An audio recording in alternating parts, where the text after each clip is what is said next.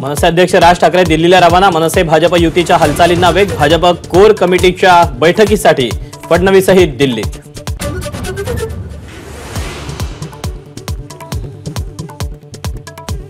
दिल्लीत आज भाजप कोर कमिटीची बैठक, तर उद्या महायुतीची बैठक होण्याची शक्यता। जागा वाटपाचा फॉर्म्युला निश्चित होणार का याकडे लक्ष।